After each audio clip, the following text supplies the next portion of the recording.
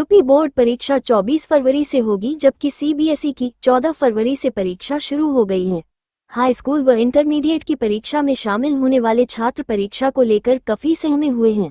परीक्षा की तैयारी से लेकर परीक्षा में बैठने शेष समय का सही से सदुपयोग कैसे करें, इसको लेकर आइए मिलाते हैं अवध इंटर कॉलेज करजा के प्रधानाचार्य व सीबीएसई के जिला समन्वयक प्रशिक्षण जमाल अहमद से। सुनिए जमाल अहमद को। आपसे कहना चाह रहा हूँ कि यूपी बोर्ड और सीबीएसई बोर्ड की परीक्षा शुरू होने वाली है और जो इस परीक्षा में 10th और 12th में जो बच्चे बैठने वाले हैं, एक वो प्रेशर महसूस कर रहे हैं। इस प्रेशर को कम करने के लिए और कम समय भी कम बचा है, ऐसे दशा में वो क्या करें, किस तरीके से पढ़ाई करें कि अच्छा से अच्छा नंबर गेन करें और अपना प्रेशर को कम कर पाएँ। देखिए, परीक्षा तो स्वाभाविक सी बात है। आज के माहौल में इसको बच्चों ने प्रेशर के ही तौर पर ले लिया है। हालांकि इसमें मेरा समझ और मेरी जो राय है वो अलग है।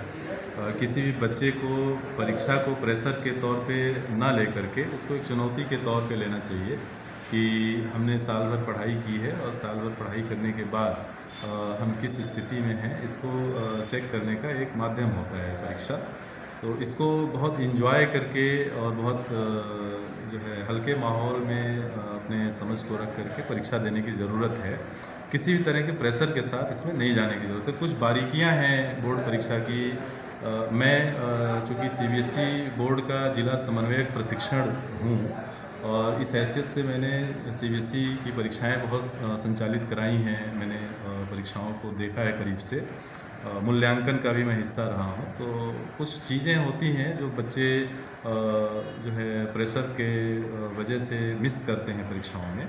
इसको बच्चों को समझ करके इस माध्यम से मैं उनको मैसेज दे करके इस प्रेशर को रिलीज करने की कोशिश करूँगा। सबसे इसमें अहम बात यह है कि हर एक बच्चे को बोर्ड परीक्षा में टाइम मैनेजमेंट का ध्यान रखना होगा। 3 घंटे का पेपर होता है ये, और उस 3 घंटे को अलग अलग सब्जेक्ट के हिसाब से कैसे हम उसको यूटिलाइज़ करें।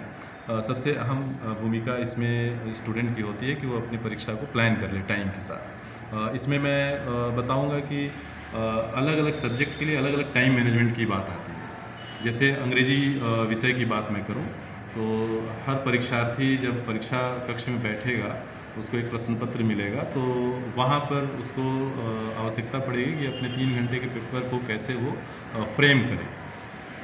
चूँकि पेपर जो होता है वो 15 मिनट पहले बच्चों को दे दिया जाता है और ये इस निर्देश के साथ कि आप पेपर को पूरी तरह से पढ़ जाएं और फिर उसके बाद 10:30 बजे से लिखना शुरू करें। मेरी राय इसमें बच्चों को ये है कि जब भी उनको प्रश्न पत्र दिया जाए तो वो सबसे पहले उस प्रश्न को पढ़ने की शुरुआत करें, समझने की शुरुआत करें जिस प्रश्न को वो ठीक 10:30 बजे लिखना शुरू करें, ना कि वो उस 15 मिनट को पूरे प्रश्न पत्र को पढ़ने में खर्च करें। मेरी इस पे सुझाव ये होगी बच्चों को कि सबसे पहले वो अंग्रेजी विषय या जो भी भाषा के विषय हैं उसमें वो जो अनसीन पैसेजेस होते हैं, जो अपठित गद्यांश होते हैं, उसको टारगेट में रखें कि 10:30 बजे से वो सेलेक्ट करेंगे लिखने के लिए। उसको ठीक से पढ़ें। पैसेज पढ़ने से पहले वो उस पैसेज के साथ दिए गए प्रश्नों को पढ़ें और प्रश्नों के साथ जुड़े हुए अगर मल्टीपल चॉइस क्वेश्चंस दिए हुए हैं तो उनके आंसर्स भी होते हैं उसमें, उन आंसर्स को पढ़ लें और फिर उसके बाद पैसेज को पढ़ें। इससे फ़ायदा ये होगा कि पैसेज पढ़ते वक्त जब एक बार उन्होंने क्वेश्चन आंसर पढ़ा हुआ है तो जहन में वो आंसर्स रिफ्लेक्ट करेंगे और वो उनको मार्क करते जाएँ कि इस क्वेश्चन का आंसर इस लाइन में है। और फिर उसके बाद जैसे ही 10:30 बजे उनको लिखने का समय दिया जाए वो सबसे पहले उसी सवाल को सॉल्व करना शुरू करें जिसको 15 मिनट पहले पढ़ करके बैठे हुए हैं। एक तो ये। दूसरा ये कि पिछले साल से ही खास करके जब से नई शिक्षा नीति आई है, बोर्ड परीक्षाओं का प्रारूप बहुत व्यापक तौर से बदला गया है। पहले की तरह बोर्ड परीक्षाओं में अब जो है पारंपरिक सवाल नहीं पूछे जाते हैं, ट्रेडिशनल क्वेश्चंस नहीं पूछे जाते हैं या हूबहू किताब से उठाए हुए सवाल नहीं आ रहे हैं। मैंने जो देखा है और जो बोर्ड से हम लोगों को मैनुअल्स इंस्ट्रक्शंस मिलते हैं उसमें ये देखा जा रहा है कि अब ज़्यादातर जो सवाल हैं क्वेश्चंस पेपर में हर सब्जेक्ट्स में वो कॉम्पिटेंसी बेस्ड क्वेश्चंस होते हैं। जिसमें बच्चों की कॉम्पिटेंसी चेक की जाती है। उसने पढ़ाई के दौरान किसी टॉपिक को, किसी सब्जेक्ट को कितना डीप जा कर के समझा है, उसके एप्लीकेशंस को कितना समझा है, और किसी एक टॉपिक पर पूछे गए सवाल में कैसे कॉन्सेप्ट को अप्लाई करना है, इसको कैसे उसने समझा है, इसकी परीक्षा है ये बोर्ड परीक्षा है। पहले की तरह सवालों का नेचर नहीं है। जो सवाल पूछे जाते हैं इसमें इवेल्युएट करने की बात होती है। इसमें जो है किसी टॉपिक पर लाइट थ्रो करने की बात होती है। मतलब कि सिंपली पहले की तरह थ्योरेटिकल क्वेश्चंस नहीं पूछे गए हैं। तो जिस तरह का सवाल है, अगर इवेल्युएट करने के लिए किसी सवाल पर बात की गई है, तो उस क्वेश्चन के आंसर में ऐसे स्टेप्स इस्तेमाल करे बच्चा जिससे कि उस क्वेश्चन का इवेल्युएशन हो रहा है। इसी तरह से जितने भी कॉम्पिटेंसी बेस्ड क्वेश्चंस हैं, सवालों के नेचर के आधार पर ही आंसर लिखने की कोशिश करे बच्चा, न कि पारंपरिक तरीके से आंसर्स दें।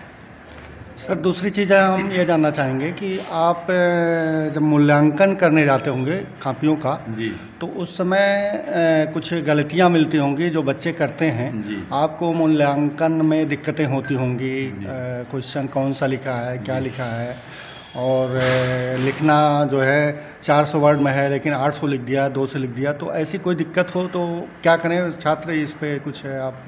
जी, इस पे मैंने जो अनुभव किया है कॉपियों को चेक करते वक्त, अधिकतर जो गलतियां होती हैं बच्चों की तरफ से, वो क्वेश्चन नंबर्स को लिखने में, सही क्वेश्चन नंबर को सही जगह पर लिखने में, और फिर उसके क्वेश्चन नंबर लिखते वक्त कॉपी पे कुछ और डाल दिया। एक मिस्टेक ये होती है, यहाँ पे बच्चे को सतर्क रहने की ज़रूरत है कि जिस क्वेश्चन का आंसर करने जा रहा है वो उससे संबंधित क्वेश्चन का नंबर वहाँ पर डाले, जिससे कि उसके सही आंसर्स की मार्किंग हो सके। दूसरी गलती जो बच्चे करते हैं, ज़्यादातर विषयों में क्वेश्चन पेपर सेक्शंस में बटे होते हैं, section A, section B, section C और डी। बच्चे गलती क्या करते हैं कि एक सेक्शन के सवाल को सॉल्व करना शुरू करते हैं, और उसमें से सपोज 2 या 3 सवाल उनको अच्छे से आ रहे हैं, उनको उन्होंने एक सीक्वेंस में सॉल्व कर दिया। अब अगले क्वेश्चन उस सेक्शंस के नहीं आ रहे हैं, बच्चे यहाँ पर गलती करते हैं कि उस सेक्शन को वहीं स्किप कर देते हैं और दूसरा सेक्शन वहाँ डाल देते हैं। दूसरा सेक्शन डालते ही मतलब कि आपने एक सेक्शन के कुछ क्वेश्चंस को छोड़ दिया और दूसरे सेक्शन को उसमें मिक्स कर दिया। यहाँ पर जो इवेल्युएटर्स होते हैं, जो कॉपी चेक करते हैं, उनको थोड़ी असुविधा होती है मार्किंग पोस्ट करने में। तो मेरा इसमें सुझाव ये है कि हर बच्चा जब भी क्वेश्चन पेपर को सॉल्व करे तो एक सेक्शन के सभी सवालों को एक क्रम में सॉल्व करे। एक सेक्शन पूरा होने के बाद ही दूसरे सेक्शन को अटेम्प्ट करें। ये हो सकता है कि आपको सेक्शन ए जो सबसे पहले दिया है उसके सवाल आसानी से आपको नहीं आ रहे हैं, तो आप पहले सेक्शन बी से शुरू करिए या सेक्शन सी से शुरू करिए, लेकिन एक सेक्शन में दूसरे सेक्शन को मिक्स ना करिए। ये एक गलती बच्चे करते हैं। तीसरी गलती हम लोगों ने जो एक्सपीरियंस किया है वो बहुविकल्पी प्रश्नों में, मल्टीपल चॉइस क्वेश्चंस में अक्सर बच्चे सिर्फ जो है क्वेश्चन नंबर डालते हैं और उसके आंसर्स में सिर्फ आंसर का जो नंबर दिया होता है, जो सीरियल नंबर दिया होता है कि सपोज क्वेश्चन 1 का ऑप्शन ए सही है, तो बच्चों ने क्या किया, क्वेश्चन नंबर 1 लिखा, उसका ऑप्शन ए डाल दिया वहाँ पर। जबकि तरीका ये होता है कि मल्टीपल चॉइस क्वेश्चन को सॉल्व करते वक्त क्वेश्चन नंबर डालें, क्वेश्चन नंबर के साथ जो ऑप्शन सही है उस ऑप्शन का क्रम डालें और साथ ही साथ उस ऑप्शन के उत्तर को भी उसके साथ लिखें। ये सही रणनीति होती है जिससे बच्चों के प्रदर्शन पर असर पड़ सकता है। जी, इसके अलावा कुछ आप संदेश देना चाहेंगे बच्चों को? मेरा सुझाव, बोर्ड परीक्षा चूँकि शुरू हो चुकी है, 15 तारीख से सीबीएसई की परीक्षाएं शुरू हो गई हैं हाई स्कूल की, और आज से इंटरमीडिएट की परीक्षाएं शुरू हो गई हैं, और यूपी बोर्ड की भी परीक्षाएं आने वाले 24 तारीख से शुरू हो जाएंगी। तो मेरा सुझाव बच्चों को यही होगा कि जितना साल भर उन्होंने पढ़ा है, अब उससे ज़्यादा उनको मेहनत करने की ज़रूरत नहीं है। अब वो शॉर्ट नोट्स बनाएं, अपने रिवीजन के दौरान छोटे छोटे नोट्स बनाएं और उन्हीं नोट्स को विषयवार वो रिवाइज करते जाएं। और जितना नोट्स बनाएंगे, अपना शॉर्ट नोट्स बनाएंगे, उतना ज़्यादा इफेक्टिव तैयारी उनकी होगी परीक्षा के लिए। और प्रेशर बिल्कुल ना लें, जितना पढ़ लिया है वो सफिशिएंट है उनको अच्छा अंक दिलाने के लिए, परीक्षा में अच्छा प्रदर्शन करने के लिए। बहुत ज़्यादा नए टॉपिक्स को इस वक्त अगर छेड़ेंगे, टच करेंगे, तो इससे जो पीछे तैयार की गई टॉपिक्स हैं उनकी, वो प्रभावित हो जाएगी। तो मेरा सुझाव यही है कि दबाव मुक्त होकर के नए टॉपिक्स को बिना टच किए पुराने जो टॉपिक्स पढ़े हैं, जो कक्षाओं में उन्होंने पढ़े हैं, उस पे शॉर्ट नोट्स बना करके रिविजन्स करें प्रभावी तरीके से, उनको कामयाबी मिलेगी इसमें। Thank you.